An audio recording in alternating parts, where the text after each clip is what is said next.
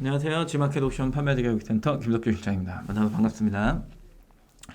오늘은 이제 판매 운영 관리, 정확하게는 ESM 플러스 판매 운영 관리죠. 여러 가지 기능들 알아보고 주문 처리 어떻게 하는지, 통계 어떻게 되는지 이런 내용들을 같이 이야기하는 날입니다.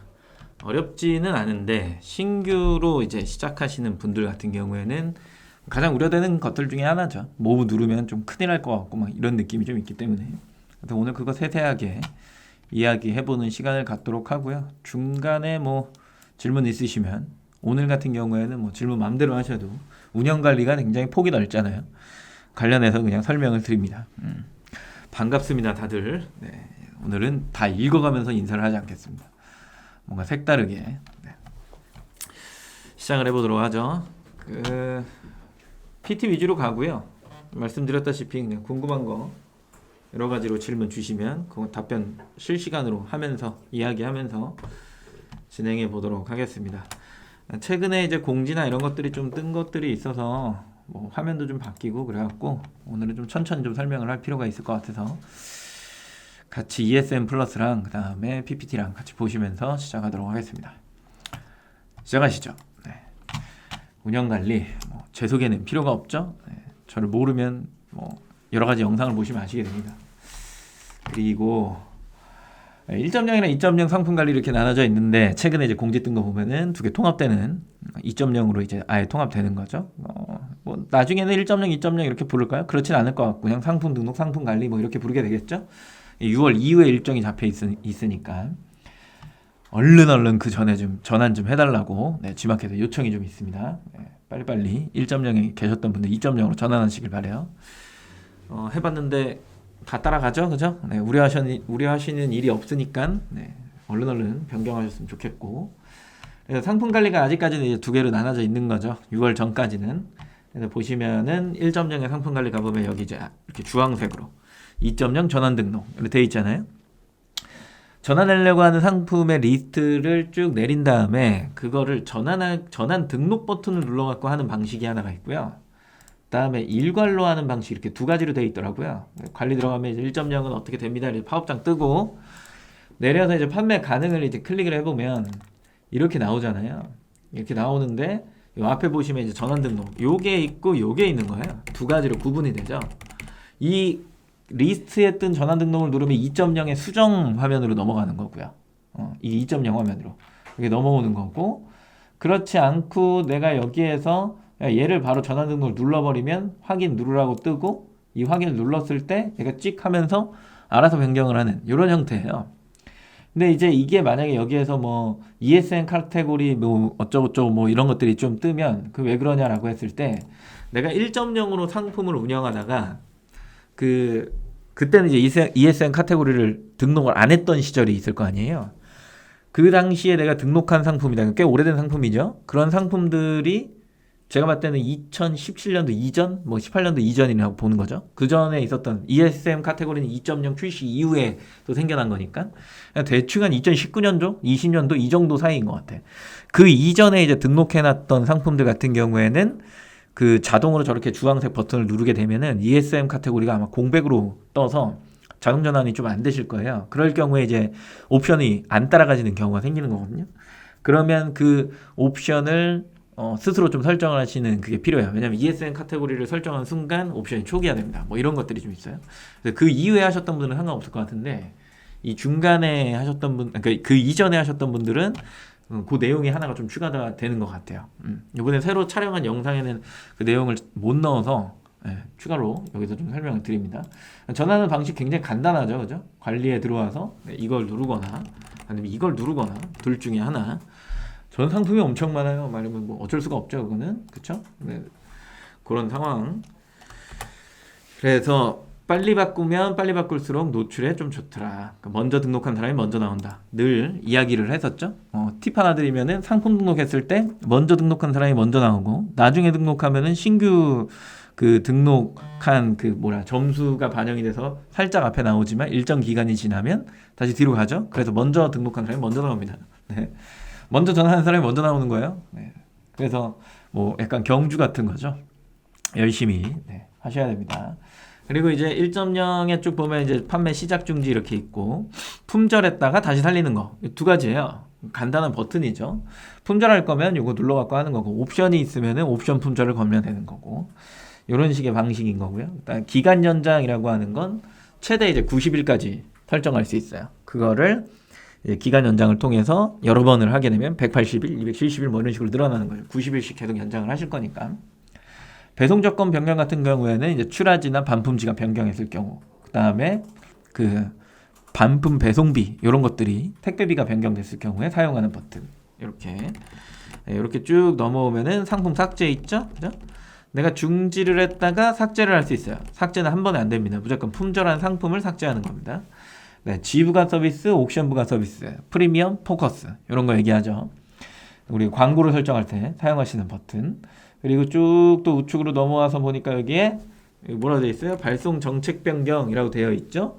요거는 이제 몇 시까지 주문 시 당일 줄고 뭐 예약 발송 이런 것들 설정하는 건데 이거는 저 처음 보는데 가격 비교 사이트 등록 여부래요. 이게 뭘까요? 그 왜 우리 상품 등록하다 보면은 가격 비교에 노출하겠습니까? 예, 아니요 선택하는 거 그 버튼인 것 같은데 들어가서 한번 보죠.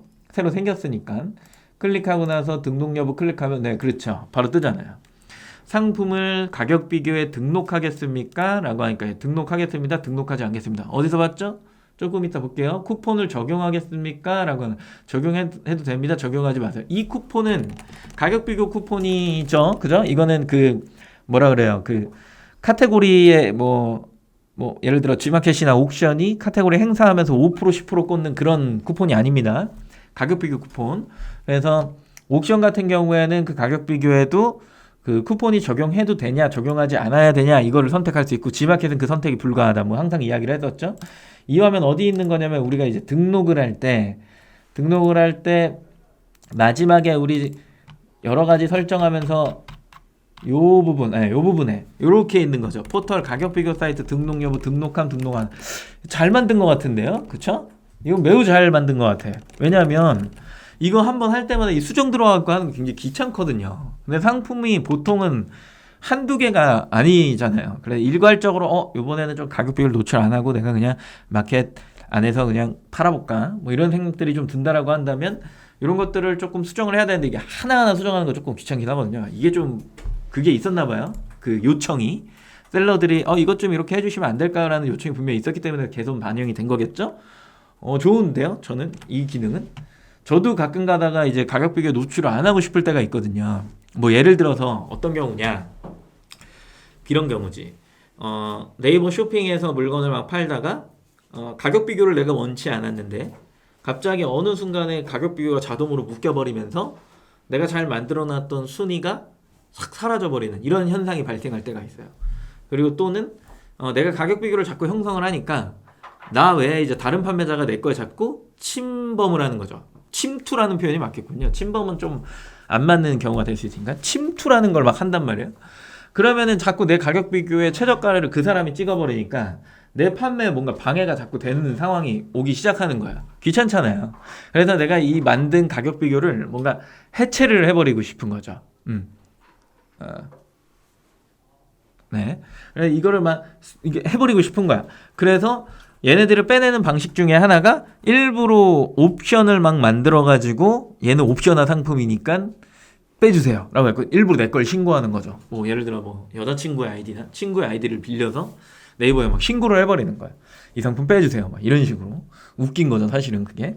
이런 방식이 있는데 사실은 그거는 어떻게 보면 정석의 플레이는 아니잖아요. 그래서 뭐 내가 브랜드 권한자다 그러면 저 나중에 묶을게요 이거를 좀 해제해 주세요 라고 하면은 그 쇼핑 파트너 존에 가보시면은 가격의 어떤 그 뭐라 그래요? 이게 가격이란다. 상품 리스트들이 이렇게 보이잖아요. 상품 현황 및 관리해서 보여지면 거기에 쇼핑몰이라고 돼 있는 거는 자율적으로 네이버가 이렇게 컨트롤을 막 하는 거예요. 근데 거기에 이제 내가 이 상품 그냥 안 묶이게 해주세요. 제가 브랜드 권한자인데 제가 나중에 알아서 묶을게요. 이렇게 이제 요청을 하면 거기에 어떻게 되냐면 이제 관리자라고 붙어버려요. 그러면은 이 상품이 이제 자동 가격 비교로 안 묶이는 현상이 일어나는데 이거 역시도 네이버에 국한된 이야기잖아요. 그죠? 그래서 저 같은 경우에는 가격 비교를 뭔가 해체를 하고 싶다라고 하면 아까 보셨던 그 버튼 있잖아요. 그 가격 비교 노출 안 함.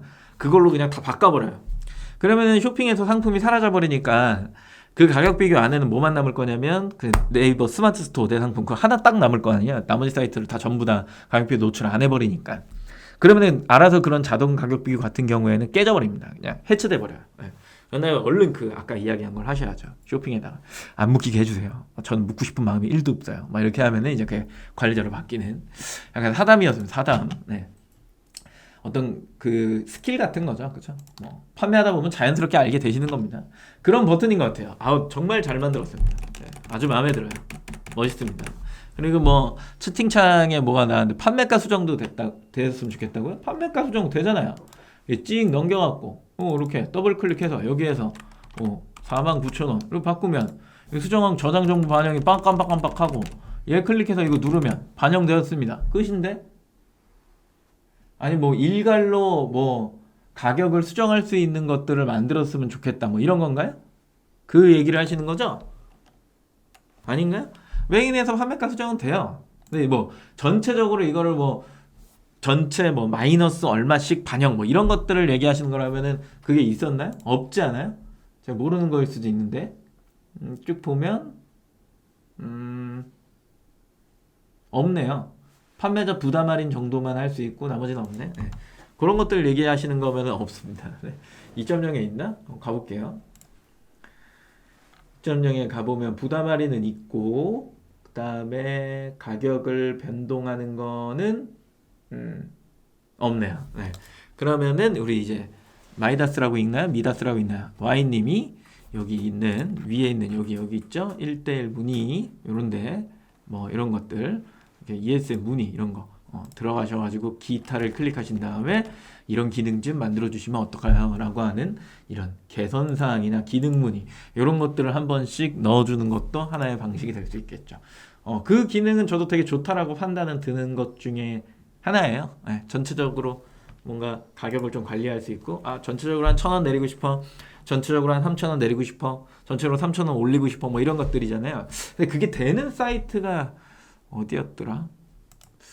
플러스 마이너스로 하는 사이트가 딱 한 군데 봤었는데, 네, 제 기억 안에는 그랬던 것 같긴 한데, 그죠? 네, 그랬던 것 같은데, 딴 데들은 다 그게 안 되는 걸로 지금 알고 있죠, 그죠? 좋은 의견, 네, 감사합니다. 이런 식의 방식이죠, 그죠? 그래서 보면은 1.0과 2.0이 크게 다른 부분이 없습니다. 결국 똑같아요. 판매 상태 변경을 할 거냐, 기간 연장할 거냐, 뭐 이렇게 쭉 와보면은 뭐 배송 정경 변경할 거냐, 그다음에 부가 서비스 설정할 거냐, 상품 상주할 거냐, 여기 할 거냐. 여기에는 또 이게 없네요. 제가 장표를 1.0 거만 교체해서 2.0 거 확인할게요. 있겠죠. 없을 리가 없어요. 네, 여기 있네요. 네.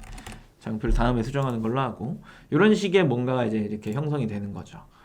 그리고 얘를 클릭하고 나서 여기 있는 그룹 생성에 뭐 G마켓이면 G마켓, 옥션이면 옥션 클릭하시게 되면 이렇게 뜨는 거고 판매하는 상품이 이렇게 뜨는 거 같은 배송비의 기준으로 얘네들을 전체를 나는 그룹에 묶을래 하면 추가하게 하면 이렇게 들어오는 거고요. 그죠?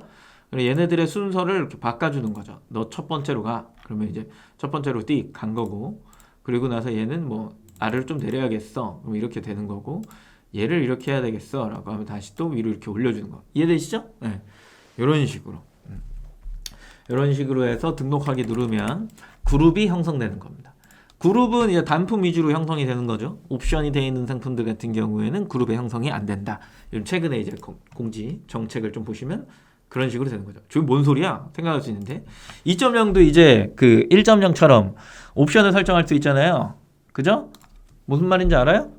추가금 설정할 수 있다고요. 특정 카테고리 안 되지만 디지털 가전, 마트, 리빙 뭐 이런 쪽 안 되지만 그 외에 이제 상품명이 수정이 되는 카테고리의 경우 걔네들이 이제 옵션을 설정할 수 있잖아요. 그런 경우에 이제 이런 단품들이랑 같이 그룹을 형성해야 돼. 그게 안 된다고요. 무슨 얘기인지 아시겠죠? 그래서 단품끼리는 이제 그룹의 형성이 된다. 뭐 이렇게 생각을 하시면 됩니다. 넘어가죠. 그래서 그룹 형성하는 것까지 쭉 설명을 좀 드렸고 그 다음에 기간 연장인데 이제 안전 90일 이렇게 적어놓은 이유 중에 하나는 그 지금 여기 이제 7일 이내 판매 중지가 뜨면 얘를 이제 클릭하면 1.0 화면으로 넘어가요. 아까 1.0의 상품 관리 2.0에 있는 상품이 안 보여지거든요. 카운팅이 안 돼요. 그러다 보니까 2.0 상품이 종료되는 경우가 생긴단 말이에요. 그래서 항상 7일 이내 판매 중지가 뜨면 1.0이든 2.0이든 지금은 상품 관리 들어가셔서 판매 기간 연장이라는 걸 좀 해주셔야 돼요. 네, 따로따로. 그럼 실시간 좀 보시는 게 좋지만 누가 이걸 실시간으로 봐요? 그러진 않으니까. 저기 숫자가 뜨면 언론은 들어가고 1.0이든 2.0이든 종료가 언제 되나 이런 걸 좀 보셔야 되는데 6월 이후로는 이런 게 볼 필요가 없죠. 왜냐면 여기를 클릭하면 알아서 이제 그냥 2.0 상품 관리 쪽으로 넘어가게 될 테니까 거기는 이제 다 종료가 될 거니까. 그래서 여기에 버튼이 뜨면 이제 되는데 안전하게 90일 밀어놔라 라는 얘기는 어차피 6월까지 뭐 2달도 안 남았잖아요. 그러니까 지금 밀어놓으면 어차피 2달이 넘어가 버린단 말이에요. 그러면 이제 문제가 없잖아요. 그죠? 그래서 요거는 좀 밀어놔라 미리미리 종료되면은 망한다 이런 생각들 하시면서 미리 좀 밀어두시고요. 상품 관리 안에서 뭐 꽤 기능을 많이 사용하진 않는데 생각보다 어려워하시더라고요. 어차피 이쪽으로 다 오실 거니까 상품 번호를 검색할 땐 보통 요거로 검색하죠. 요걸로 전부 다. 그래서 여기 있는 상품 번호를 뭐 일일이 다 적어놔야 되냐? 그건 아니죠. 주력으로 관리하는 상품들은 엑셀로 좀 따로 표기를 해두실 필요는 있더라. 그래서 여기에다 이제 수정하실 때 매번 이거 뭐 713개가 만약에 있다라고 하면 여기에서 그걸 찾을 수는 없잖아요. 힘들잖아요. 그러니까 여기에 상품 번호를 넣어갖고 이제 찾아내는 방식이 가장 나이스한 방식 중에 하나가 됩니다. 그래서 내가 주력으로 판매하는 상품들 같은 경우에는 미리미리 이렇게 해놓고서 이렇게 검색을 하는 거죠. 그쵸? 이렇게 쭉 나오게. 그래서 그 상품들을 이제 내가 찾아갖고 수정이란 버튼을 통해갖고 이제 등록할 때 화면처럼 들어오셔갖고 하나하나 이제 수정을 하시는데 뭐 등록은 거의 다 이제 뭐 아시니까 뭐 따로따로 뭐 설명할 필요는 사실상 없잖아요. 그죠? 그래서 이 가운데에서 내가 뭔가를 수정하겠다라고 하면 들어오셔서 하시는 거고, 그럼 밖에서의 기능은 뭐가 있습니까? 라고 물어본다라고 한다면, 뭐, 아까 이야기했던 거, 뭐, 판매가 수정 같은 거. 그죠? 저도 여기에서 하는 거는 전 이거밖에 없어요. 판매가 수정. 나머지는 건드려 본 기억이 사실상 없습니다. 상세 설명 여기서 수정하시고, 뭐, 썸네일 여기서 수정하시는 분도 계시다는데, 저는 수정 들어가서 해요. 완전히 반영되는 것까지 쭉 다 보려고. 그리고 현재 상품 상태가 기왕이면 제대로 돼 있나? 이런 것들도 다시 한번 점검하는 상황에서 차원에서 저는 그냥 다 들어가서 합니다. 여기서 판매가 수정하는 거 외에는 아예 건드리는 게 저는 사실상 없습니다. 네, 아예 없어요. 그래서 이 안에서는 보통 이 위에 있는 탭에 있는 버튼들 외에는 거의 다 사용을 하지 않는다라고 생각을 하시면 좋을 것 같고요. 뭐 사람마다 그건 다르니까요. 근데 지금 얘기한 뭐 그런 것들이 조금 됐으면 좋겠다 뭐 이런 내용인 거죠, 그죠? 특히 시즌 시에만 이벤트 하려면 그때는 이제 할인을 많이 하셔야 되니까 일괄적으로 그때 좀 활성화가 되었으면 좋겠다 그 얘기신 거죠, 그렇죠? 좋은 의견이죠. 그리고 계절 상품 기간 주말만 정한 후 인터파크에서 활용 전략 편해요. 무슨 얘기인지 잘 모르겠네요. 인터파크 얘기를 여기서 뭐라 하시죠? 네. 뭐 많이 클릭하십니까? 라고 하는 게 긴급 처리 사항 이런 것들 이게 쭉 나오는 거죠. 매일매일 보는 건 이거밖에 없잖아요. 솔루션 쓰시는 분들은 이건 보지도 않을 거잖아요. 그 뭐 플레이오터나 뭐 샵링커나 사박넷이나 뭐 이지어드미 뭐 이런 거 사용하시는 분들은 이거 볼 일이 있나요? 거의 안 보잖아요. 그 안에서 다 해결하시지, 그죠?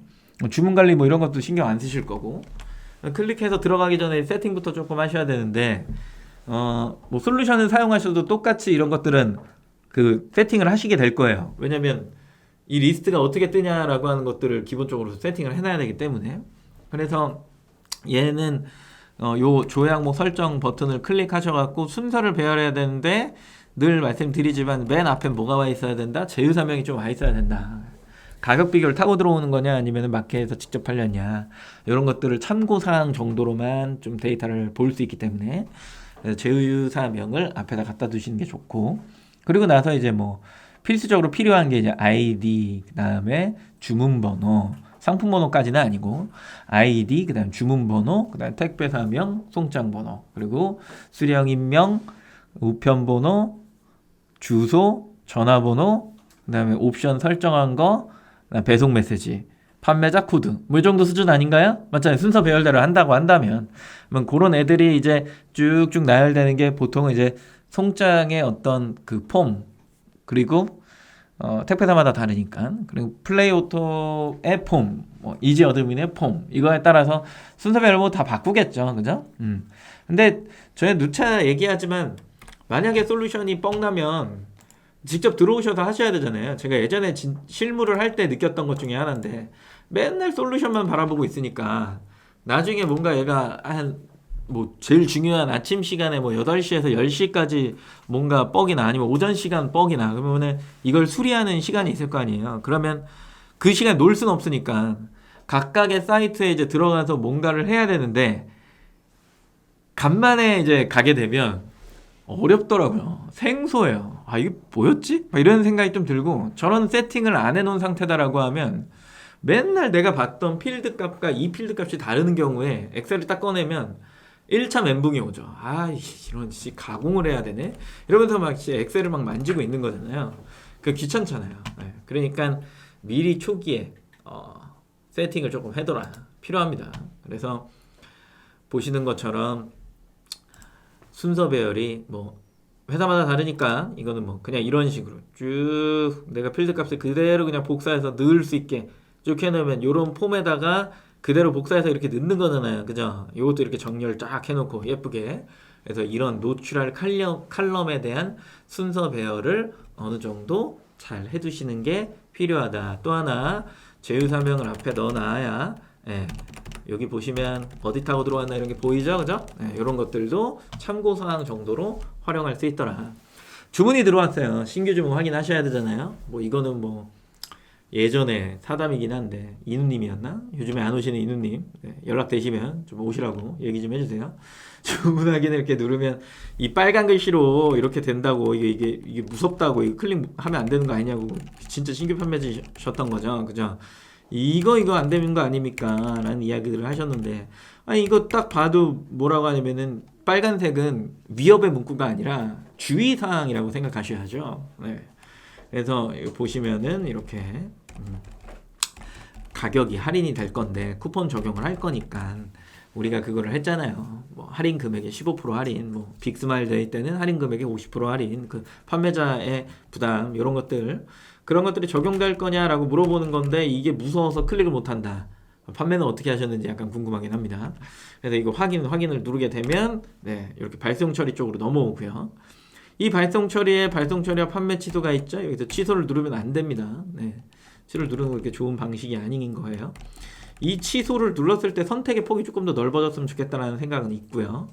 그래서 이 상태에서 이제 이렇게 송장 번호를 넣는 거죠. 이거는 이제 리스트를 밑으로 쭉 해갖고 이제 옆으로 넘겨보면 이렇게 나오고 여기를 택배사를 설정해서 송장 번호를 넣는 거죠. 일괄로 하실 때 이 위에서 선택해갖고 전체 선택한 다음에 적용 누르시는 거고요. 근데 이제 요거를 이제 어려워하시는 분이 있다라고 하면은 정말 컴퓨터에 초보이신 거지. 아예 그냥 컴퓨터를 처음 먼저 보시는 분은 천천히 하시면 됩니다. 천천히. 아주 천천히 하시면 되는데 중요한 거는 하나하나 하시는 경우는 정말 그 판매 초기 빼고는 없어요. 거의 없으셔서 나중에는 다 대량 발송으로 하실 거기 때문에 뒤에 있는 걸 좀 집중하시면 될 것 같고요. 예정일 입력하는 거는 눌러갖고 기간 설정하신 다음에 언제 나는 출고를 하겠다라고 해서 기간을 뒤로 미는 상황인 거죠. 보통 명절 때 쓰실 거고 가장 가까운 시일 내에 쓸만한 시간이 그때 아닌가요? 어린이날 기점으로 해가지고 뭐 조금 쉬는 기간이 좀 있던데 그래서 거기에 만약에 뭔가 대체휴일이 갖다 붙는다라고 한다면 꽤 또 긴 기간을 쉬는 걸로 알고 있어요. 그럴 때 이제 활용하는 버튼 중에 하나입니다. 배송 예정일 지연. 보통은 상품의 재고가 없을 때 그리고 배송이 뒤로 밀릴 때 뭐 이럴 때 주로 사용을 하죠. 그렇죠? 지마켓 옵션이 이 분야에서는 거의 권위자입니다. 굉장히 날짜를 뒤로 밀 수 있습니다. 그래서 판매자 입장에서 굉장히 좋은 기능 중에 하나죠. 다른 데들은 웬만하면 다 일주일 안에서 그렇게 하는데 지마켓 옵션은 관대합니다. 권위자입니다. 권위자 이거. 그리고 대량 발송입니다. 꺼내서 A, B, C, D열을 정리해라 라는 이야기는 원래 이 주문을 꺼내면요. ESN 플러스 가볼게요. 이렇게 이 주문 내역을 꺼내면요. 탭을 오케이. 새로 고침.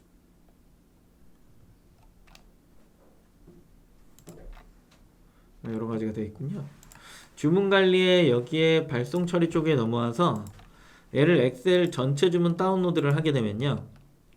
주문별 다운로드 눌렀을 때 나오는 엑셀이 있죠. 그죠? 요렇게 뜨면 이제 눌렀을 때 아까 A가 뭐였냐면 아이디였어요. 여기 있죠? 여긴 B예요. 또 화면 좀 키울게요. 네. 여기 아이디가 B죠?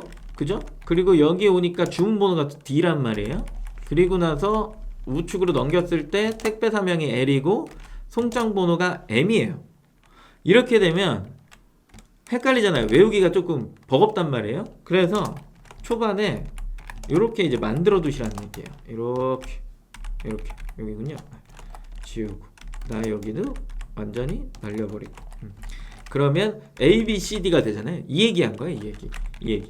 그래서 이렇게 해둔 상태다라고 한다면 내가 뭔가를 정확한 정렬의 기준을 만들어 놓고 뭔가 약속 같은 거죠. 약속 같은 거 만들어 놓고 A, B, C, D만 선택하고 찾기 눌러서 가져오면 돼 라고 이제 누군가한테 뭐 가르쳐 줄 수도 있는 거죠. 뭐 내 후임자나 아니면 내가 직원을 뽑아서 그 사람이 발주 처리를 해야 되는데 회사에 룰이라는 게 있는 거잖아요. 그죠? 그런 것들을 이제 가르칠 때 하는 거예요. 보시면 내가 쭉 꺼냈을 때 이런 것들이 이렇게 쭉쭉쭉쭉쭉 나오는데 기본적으로 아까 어떤 행동들을 해놨냐면 이 장표에서 보시면 보이세요? 이런 거? 이게 아이디랑 주문번호거든요. 이걸 일부러 이렇게 해놓는 거예요. 왜냐면 송장이 이제 요 뒤에 어딘가에 붙어져서 이렇게 쭉 출력이 될 거잖아요. 이 어딘가에 한 열에 쭉 출력이 되잖아. 그럼 얘를 그대로 복사해 갖고 어떻게 하는 거예요? 아까 요 엑셀에 그따 붙여놓고요. 그다음에 요건 그대로 있는 거잖아요. 이 송장본은 그 옆에 있었잖아요. 그것도 그대로. 그러면 길이가 똑같잖아요. 길이가 밀렸을 일도 없고 내가 이거를 한 땀 한 땀 이건 복사해서 붙여넣기 하다 보면 이게 어느 순간 밀려 쓰거나 잘못 넣는단 말이에요. 근데 저런 식으로 정렬을 해놓으면 수량이 똑같잖아요. 행수가 똑같으니까 어디서부터 어디까지 복사하면 되겠구나. 이게 정확하게 되는 거잖아요. 그렇게 되면 여기 넣고 그다음에 여기 넣고 끝. 그런 다음에 어떻게? A, B, C, D 한 다음에 찾기 눌러 그 파일 넣으면 끝난다. 이런 얘기들을 조금 할 필요가 있다라는 거죠. 그죠? 내가 오늘 운영 관리를 하면서 뭐가 또 이제 사람들이랑 같이 이야기를 해보면 좋을까라고 하는 것들이 있는데 어디에서 시작을 한 거냐면 그 솔루션을 쓰잖아요. 다들 아까 이야기한 것처럼 솔루션을 쓰는데 그 솔루션을 쓰는 이유가 있는 거야. 솔루션을 쓰는 이유. 뭐라 생각하십니까? 솔루션 왜 쓰세요? 그걸 물어보면 되겠네요. 솔루션은 왜 사용하고 계신 거예요? 솔루션을 사용하는 이유, 뭐 플레이오토 뭐 이런 것들. 솔루션을 사용하는 이유. 채팅창에 남겨주세요. 네. 제 나름대로의 생각은 있거든요.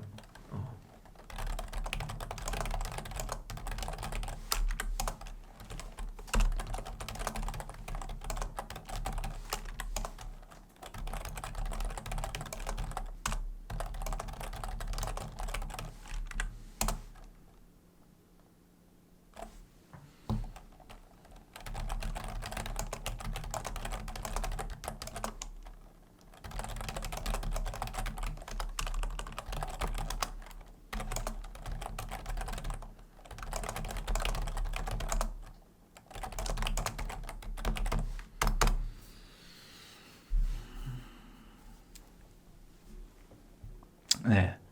뭐라 하셨냐면 각 사이트에 안 가도 되죠. 뭐 이런 얘기들. 그리고 한 번에 처리하는 거 같은 얘기죠. 한 번에 수정. 한꺼번에 운송장 번호를 넣을 수 있고 CS도 함께 관리가 가능하다. 아주 정확한 표현입니다. 한꺼번에 할 때 한 곳에 관리. 뭐 같은 의견인 거예요. 네. 이런 거죠. 솔루션을 사용하는 이유는 전체 사이트 관리가 힘들어서요. CS를 모아보기 위해서. 그게 결국에는 직원들과의 상호작용, 이게 가장 핵심적인 주제거든요. 이걸 처리했는데 예를 들어 사람이 많아지면 누군가가 전화를 받아서 처리했잖아요. 그럼 거기에다가 뭔가 메시지도 남겨놓고 처리 완료도 해놓고 색깔로 표기하고 막 이런 정도의 기능. 그런 것들을 해놓으면은 그게 이제 뿌렸을 때 이 솔루션을 쓰고 있는 모든 사람한테 그게 보여져서 아 이거는 해냈구나 했구나 이거는 처리가 완료가 된 건이구나 이런 것들을 이제 서로가 이제 알아보는 거거든요. 물론 솔루션 중에 그게 안 되는 것들도 있습니다. 네. 그래서 그런 것들이 상호작용이 잘 되는 솔루션들이 잘 팔리죠. 그죠?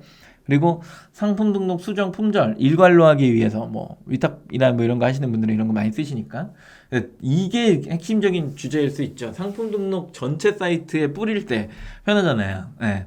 그래서 이제 거의 대부분이 솔루션이라고 하는 것들을 사용을 한단 말이에요. 우리가 이런 상호작용을 한다라고 하는 건 여기에 기본적으로 뭐가 있냐면은 이제 그 인수인계라고 하는 게 포함이 되는 거거든요. 네. 그렇다라고 한다면 이 솔루션을 쓰든 내가 뭐 ESM 플러스에 직접 들어와서 무언가를 하든 간에 제일 중요한 거는 우리 계통은 이직률이 굉장히 빈번하죠. 굉장히 짧습니다. 네, 보통 3개월을 넘기면 잘했다라고 표현을 하죠. 1년 다니신 분들한테 되게 고마워해야 되고 그런 분들이 쭉 가시긴 하고요. 그래서 이게 되게 직원 순환이 굉장히 빨리 일어나는 업종 중에 하나예요. 그러면 무언가의 룰도 필요하고 이 하루의 루틴이라고 하는 업무 분장이죠. 그죠? 그 업무의 어떤 루틴을 잘 전달을 하려면 복잡하면 일단 안 돼. 그러다 보니까 우리가 솔루션을 쓰는 거예요. 다른 게 아니에요. 만약에 내가 혼자 할 수 있고 내가 이런 것들을 막 한다면 솔루션 쓰겠어요? 굳이 할 필요가 없죠. 그죠? 근데 이제 여러 사람과 같이 일을 해야 되고 물류랑도 연동이 돼야 되고 이런 이제 핵심 사항이 있기 때문에 인력과 물류죠. 결국엔. 그런 핵심 사항이 있기 때문에 우리가 이제 이런 것들을 좀 사용을 한단 말이에요. 그래서 사장님들이 뭔가를 만들어낼 때 되게 단순화시키고 그거를 누군가한테 전할 때 되게 뭐라 그럴까 10마디를 하는 게 아니라 한 2마디 정도로만 끝나야 되니까 한 마디가 제일 좋고요. 네, 이런 식으로 뭔가 정리가 돼 있어야지 그걸 하지 않으면 뒤에 오는 사람이 그 일을 하다가 나가고 그 일을 하다 나가고 그 일을 하다 나가고 그 일을 하다 나가는 이유 중에 하나는 쓸데없이 일하면서 시간을 소비하기 때문인 겁니다. 네.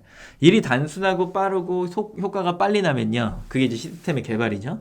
그런 것들이 잘 되면 사실상 좋은 회사로 보여지는 것도 있습니다. 그래서 그런 내용들을 한번 좀 생각을 해보시는 게 좋습니다. 내가 솔루션을 쓰든 안 쓰든 내가 업무를 얼마나 단순화시킬 수 있느냐라고 하는 부분이 매우 중요하고요. 그리고 일을 하면서 이 사람이 CS를 하고 있지만 이 CS를 잘하면서 우리 회사한테 돈이 될 수 있는 부분들을 탁탁 찝어줘갖고 이걸 관리했을 때 우리 회사에 이런 도움이 되기 때문에 너의 월급은 나가는 거야 라고 하는 게 굉장히 필요하거든요. 그렇죠? 근데 단순하게 근데 야 너는 전화 받는 일을 해야 되고 뭐 전화 그 감정 노동자도 아니고 이런 거 교환 클레임만 처리해야 되고 너는 이런 일을 하는 사람이야 라고 해버리면 어떻게 되냐면 뭐 한 달 하고서 그냥 바로 나갑니다. 저 예전에 그 CS 한 자리에 사람이 바뀌는 걸 봤을 때 한 달 못 버티고 나가는 사람이 그러니까 한 달에 한 주에 한 명씩 인수인계를 해서 4명이 바뀌었던 사례가 있습니다. 그래서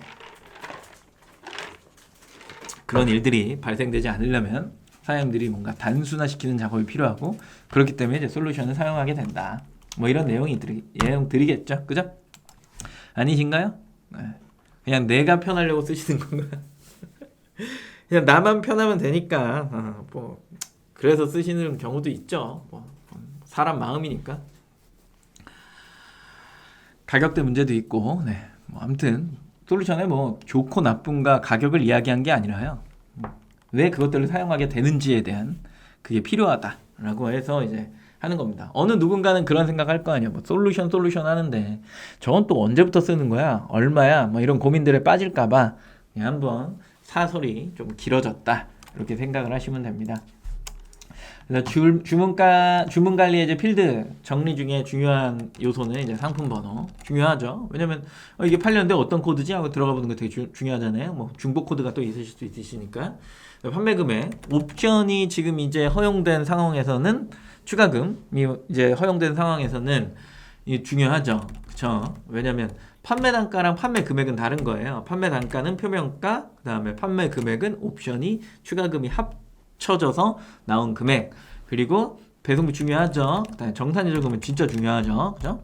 그리고 쿠폰이 적용됐는지 안 됐는지 뭐 이런 것들 보는 거 매우 중요합니다.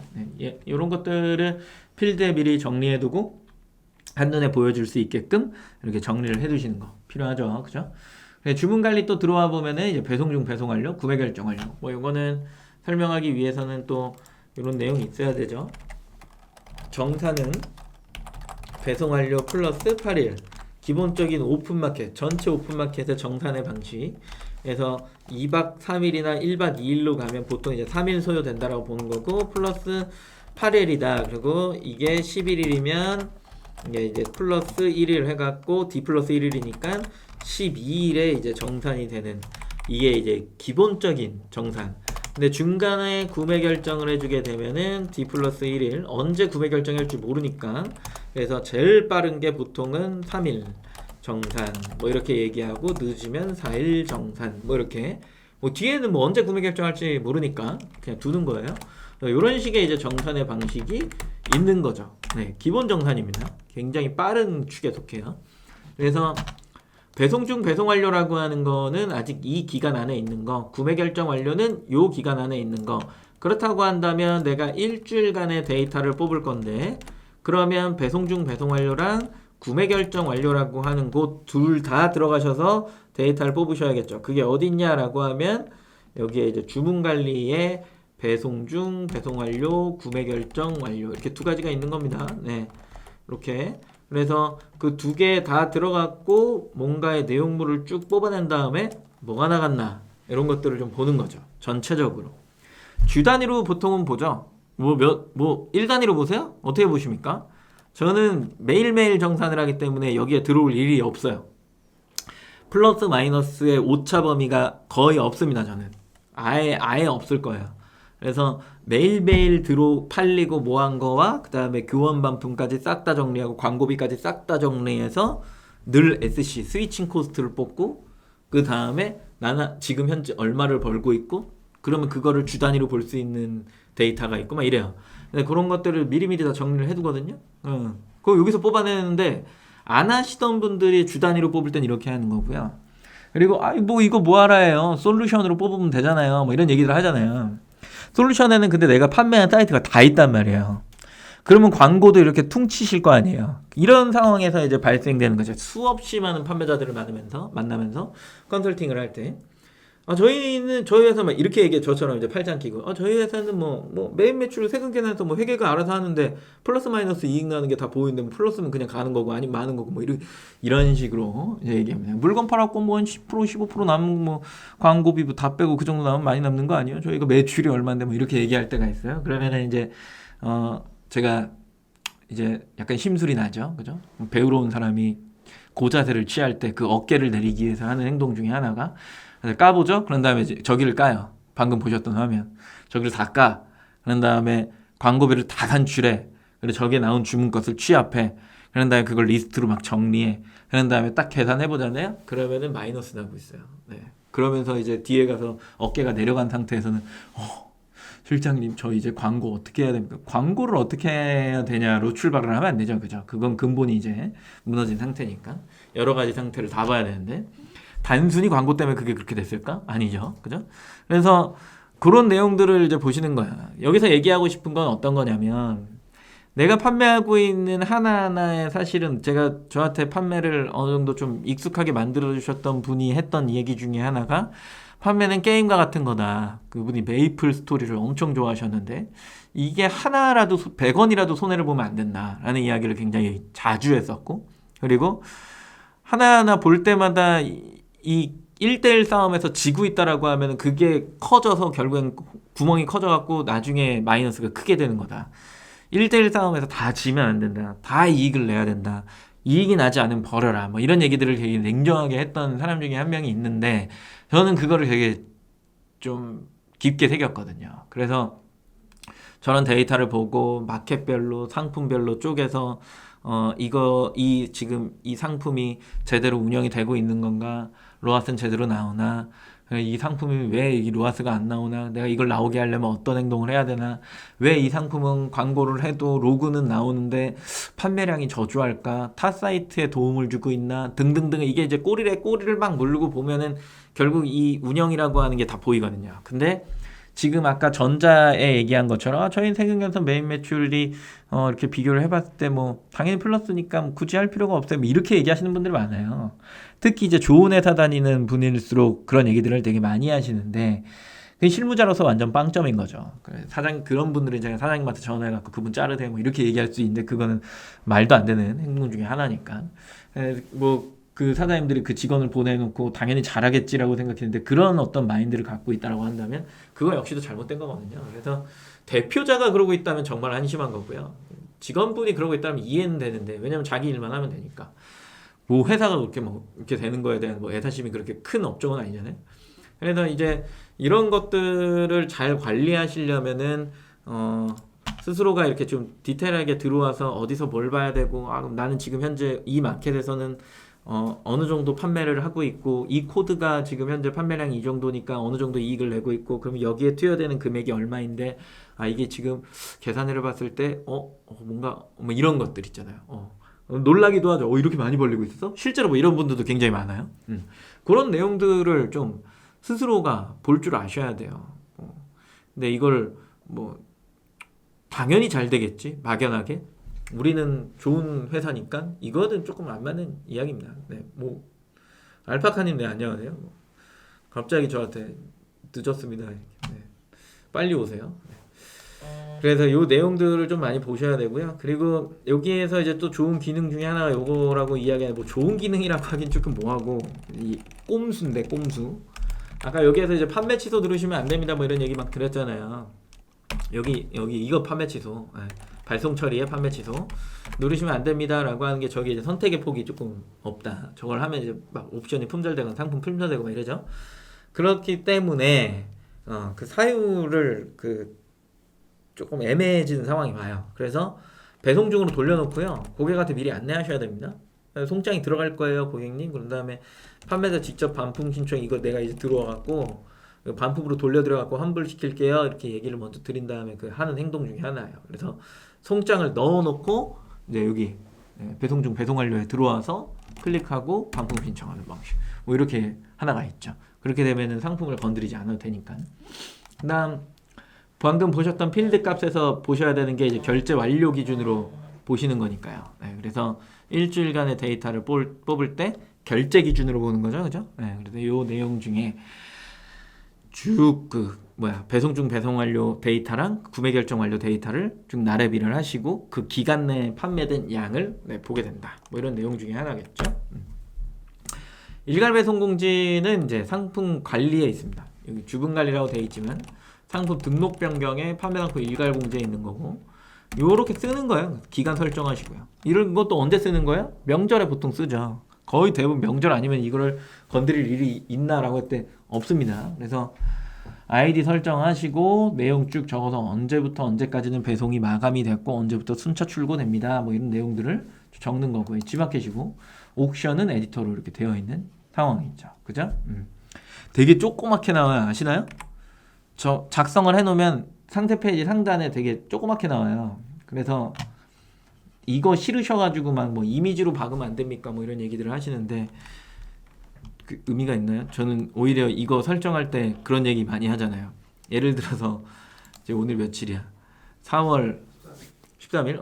13일부터 뭔가 배송 출고가 안 되는 상황이다라고 하면은 저는 13일 날 배송 마감을 치고 공지를 올려라 라고까지 이야기를 하는 사람이기 때문에 왜냐면 그 전부터 뭐 일주일 전에 공지를 해놓는다 한들 나한테 좋은 게 없어. 그 사람이 그거를 되게 세세하게 읽어보면 되게 감사하고 고맙겠지만 요즘 발송 정책이나 이런 것들이 워낙 잘 돼 있기 때문에 딱히 뭐 그렇게 하지 않으셔도 돼요. 그래서 이 공지를 미리 해놓잖아요. 그럼 이거 배송 안 되는구나 그냥 나가시는 분들 계시기 때문에 어르신들 중에서 그래서 저는 공지를 빨리 하는 걸 그렇게 좋아하지는 않습니다. 스스로의 선택이겠죠, 그죠? 주문 관리에 보면 또 이제 자주 받는 질문 같은 거, 긴급 알림이 뭐 언제 배송됩니까? 뭐 이런 것들, 뭐 썸네일을 위반하셔서 베스트 코너에서 제외됩니다. 이런 것들, 뭐 앞으로 받으실 뭐 긴급 메시지도 여러 가지 것들이 좀 있겠죠, 그렇죠? 그리고 뭐 상품이 뭐 하자가 되었거나 뭐 여러 가지 것들, 이런 것들이 막 있어요. 이런 것들. 여기에서 이제 답변을 다룰 때 뭐 중요한 거는 내가 문의로 마케팅을 할 수 있을까? 가능할까? 이런 고민 해보신 적 있습니까? 문의로 마케팅이 가능할까? 라고 하는 부분 어떻게 생각하세요? 하시나요? 보통 문의로 마케팅을 하는 경우가 뭐 언제 있을 거라 생각하세요? 문의 게시판을 누군가가 읽어볼 거잖아요. 많이 읽어요, 생각보다. 후기랑 문의를. 문의로 마케팅이 가능할까라고 하는 게 뭐가 있을까요? 오위니님, 뭐가 있죠?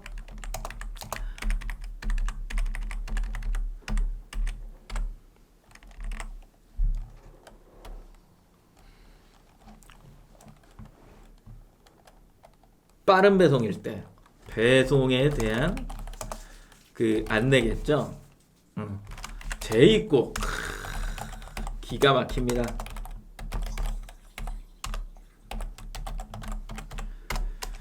제입고죠. 그 다음에 당일 배송, 그죠? 배송 관련한 거, 뭐 이런 것들, 그죠? 사은품 제공할 때, 그리고 뭐 옵션에 대한 내용, 그리고 나의 모습을 뭔가 보여줄 때, 그죠? 나의 모습. 나는 이런 판매자야. 뭐 이런 것들. 이미지 메이킹. 그죠? 이런 것들. 그리고 이제 뭐 네이밍. 뭐 이런 것들 할 수 있죠. 왜 이건 인사말. 안녕하세요. 뭐입니다. 그래. 브랜드명을 굉장히 계속해서 강조해 주는 거죠. 그죠? 그래서 배송에 대한 거 뭐 언제 배송되나요? 저희는 몇 시 뭐 마감이 돼서 보통은 언제 이렇게 되고 뭐 이런 거 있습니다라고 하는 거 뭐 다음 날 뭐 받고 싶으시면 지금 스마일 배송에서 가격이 조금 더 나가지만 뭐 이런 상품들도 이용해 보시는 거 좋을 것 같아요. 뭐 이런 내용들.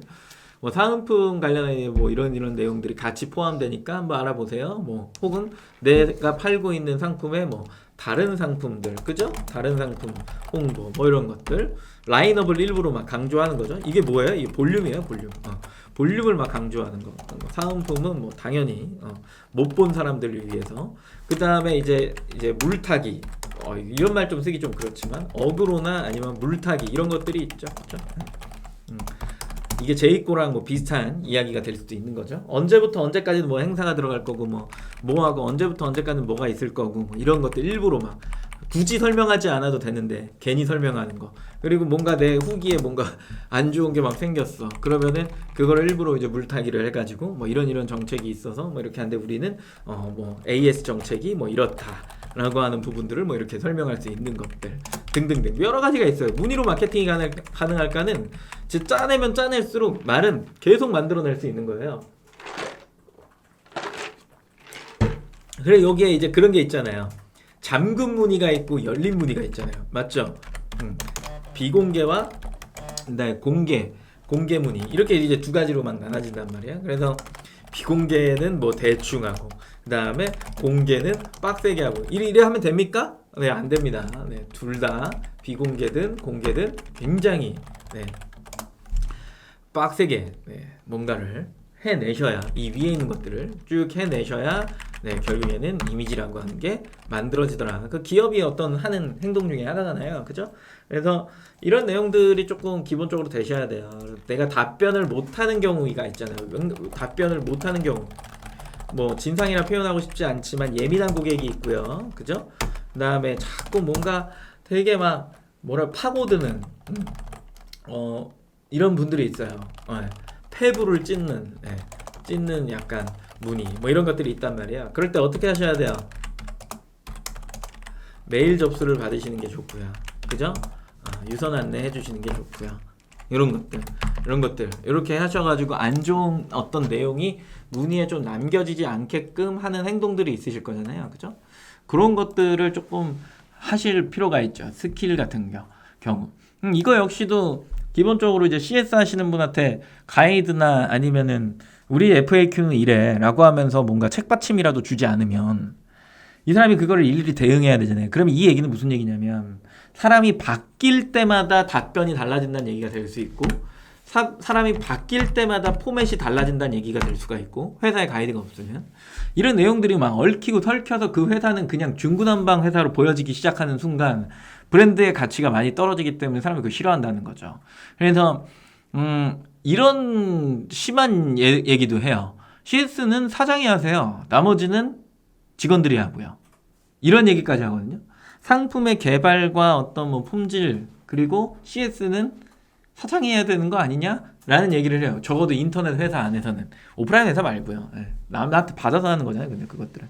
그런 것들은 그냥 하는 거. 매장 관리나 우리가 요식업을 해도 대표자가 해야 되는 일들이 굉장히 많단 말이에요. 그 이미지가 형성될 때까지는 어떤 하나의 맥락이라고 하는 게 필요하고 철학이 필요한데, 그러지 못하고 계속 어떻게 보면은 우리 사회 안에서는 귀찮은 일이나 조금은 루틴하는 일, 그리고 뭐라 그럴까, 노동 쪽으로 굉장히 반복적인 일이라고 하나요? 그거를? 그런 것들의 경우를 보통은 이제 가장 낮은 인건비의 인력에게 투입하려고 하는 경우가 굉장히 강하거든요. 그래서 그것들을 조금은 우리 업종에서는 하지 않아야 되는 게 좀 필요해요. 그래야 이미지가 잘 생겨요. 그게 브랜드가 잘 형성되고 회사가 클 때까지. 그래서 그런 것들도 한번 고민해 보실 필요는 있더라라고 하는 이야기인 겁니다. 클레임 관리 들어오면은 빨리빨리 넘어갑니다. 여기는 이제 여기 보면은 환불 승인일, 반품 송장 번호 이거 중요합니다. 교환 수거 완료일, 교환 수거 송장 번호 중요해요. 송장 번호가 떴다라고 하는 건 수거가 진행됐다라는 얘기고, 그로 인해서 물건이 나한테 오고 있다라는 얘기고요. 이거 추적 다 해보면은 이제 나한테 오고 있는 게 보이죠? 그러면은 미리 이제 반품 완료를 찍어줘도 되는 상황인 거니까. 물건 받아보고 나서 물건이 멀쩡한데도 판매자 귀책으로 한 사람이다라고 하면은 보상 요청을 통해서 지마켓이나 옥션한테 이거 좀 다시 한번 검토 바랍니다라고 하면 보통은 지마켓 옥션이 캐시를 넣어주죠. 네, 그리고 여기 보면은 이제 이런 것들, 환불금 차감대기, 임의 결장. 요즘에 가장 고객들도 익숙하죠. 거의 대부분 환불금 차감 아니면은 그냥 그 안에서 결제를 해버리죠. 배송비를 미리미리. 이제 간혹 가다가 여기에 이제 구매자 기책 해놓고 판매자 직접 송금 하시는 분들이 아직도 있어요. 아직도 많이 없어졌는데 아직도 있어. 그러면은 그거는 꼭꼭 찾아내서 전화해서 배송비를 받으셔야 된다. 꼭 받으셔야 된다. 고객이 못 주겠다 이러면은 뭐 어떻게 해요? 반품 거부를 해야 되는데 지마켓에는 그게 없습니다. 지마켓 옥션에는 반품 거부, 반품 철회에 대한 내용이 없어요. 전부 다 CS 센터를 통해서 해야 됩니다. 그 기능도 하나만 조금 만들어주면 좋을 것 같다. 이런 내용들. 그래서 그런 분쟁들을 조금 없애주시려면은 최소한의 방어수단이라고 하는 게 필요한데, 그게 상세 페이지에 이런 내용들, 그리고 요즘에 공정위에서 이제 필수로 해야 된다라고 한 그 상품 정보 제공 곳이 있죠? 그죠? 그런 것들 최대한 많이 적어놔야 된다. 뭔가 생기면 자꾸 업데이트를 텍스트로라도 그냥 쳐놔라 라고 하는 게 매우 중요합니다. 네, 매우 중요해요.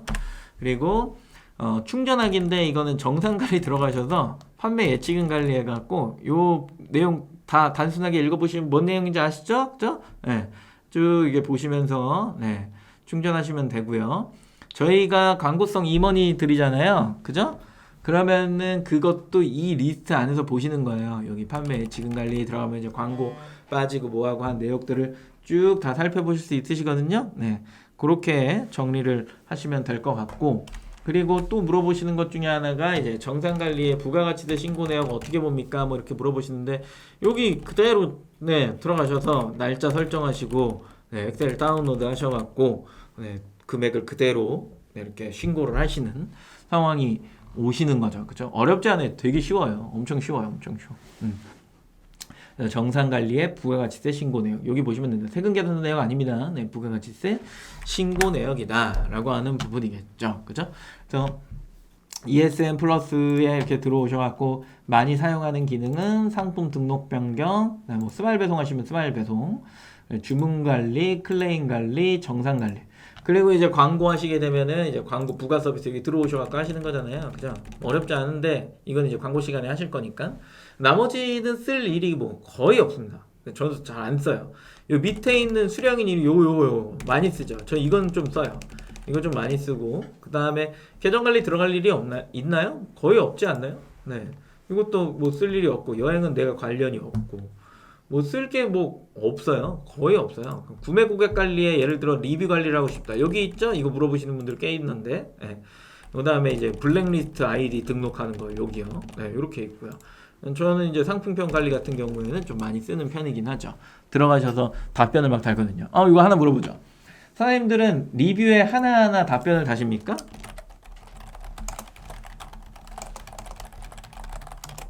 그것도 반복적으로? 그렇다면 질문이 하나 있겠죠? 좋은 후기에 다는 게 좋을까? 안 좋은 후기에 다는 게 좋을까? 어떻게 생각하십니까? 이런 것들. 뚜니님이 G마켓 구매 건수 리뷰수 업데이트 기간 어느 정도냐? 구매 건수는 업데이트가 바로바로 됩니다. 구매 결제가 일어나면 바로바로 돼요. 리뷰수도 생기면 바로바로 됩니다. 이거 물어보시는 거 맞아요? 네. 그리고 구매 건수는 깎이지 않습니다. 리뷰수는 1년 6개월 기준으로 줄어듭니다. 안 다시는 분들이 많구나. 둘 다 달아야 된다는 분도 계시고, 안 좋은 후기, 좋은 후기, 네. 광고비 확인 한 번에 하려면, 뭐야, 이거 내 이름으로 뭔가 메시지가 그랬구나. 광고비 확인 한 번에 하려면 예치금 관리해서 확인해야, 그렇습니다. 네. 그래요. 맞아요. 그리고, 거의 안 달아요.